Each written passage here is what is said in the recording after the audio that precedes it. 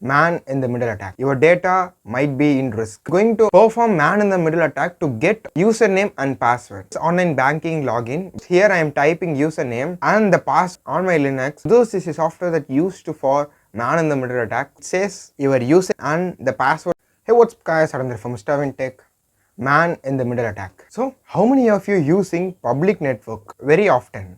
If you are using public net very often means your data might be in risk. So in this video I am going to talk about man in the middle attack, and also I am going to perform man in the middle attack to get someone's username and password. So watch this video fully to know about man in the middle attack. So if you're new here, I am Aravind, this is Mr. Aravind Tech.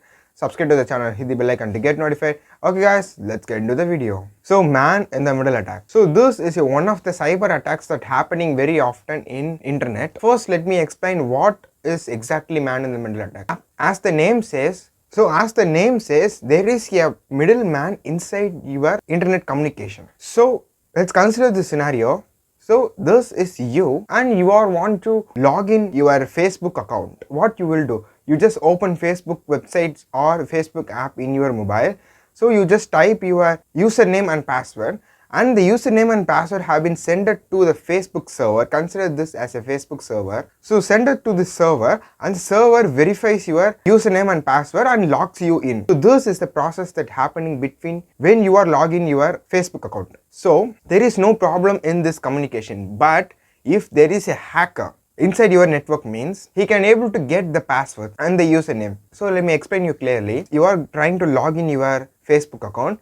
You are entering your username and password. The username and password wants to goes to the Facebook server, but instead of going Facebook server directly, first the username and password goes to the hacker. After that it goes to the website. So what's happening here is inside the network the hacker can able to get your username and password before it's going to the Facebook server. So this is what exactly man in the middle attack is. So look at here, in my system there is a login page here. So it says online banking login, but it's not a banking login. It's just for demo purpose, and everything I show in this video is educational purpose only. So don't try these methods to hack anybody or anyone without their permission. It might end you in risk. So look at here.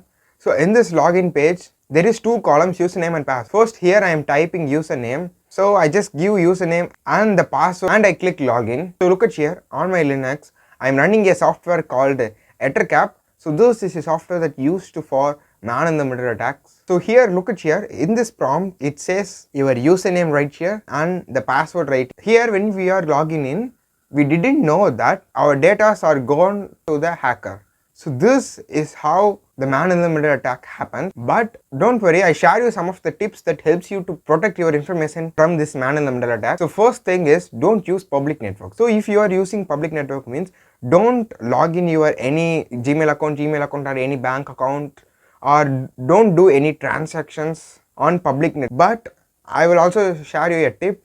If you are in an emergency purpose, you need to log in something account or do some transactions on public network means, I better suggest you to use a best VPN, but you need to use a best and secure VPN. So if you want to know which are the VPNs are best and secure means, comment below, I will make a separate video for that. So if you are using a website for login purpose or any transaction purpose means, make sure that the website has SSL certificate. So SSL is known as secure socket layer. So it increases the security of the website. So what SSL do is, SSL encrypts every data that went out from the website. So if the hacker get the data means it is encrypted. The hacker doesn't get the real data. He just get encrypted form of the data only. So that's about this video. Hope this video is informative to you. And again I am saying everything I am teaches in this video for educational purposes only. So don't use these methods to hack anybody without their permission. It might end you in risk. Remember this every time you are trying to hack. So got questions, ask them in comments, I will reply for you. Like, share and subscribe to the channel, hit the bell icon to get notified. Okay guys, I will catch you in another exciting video. And then signing off from Mr. Aravind Tech.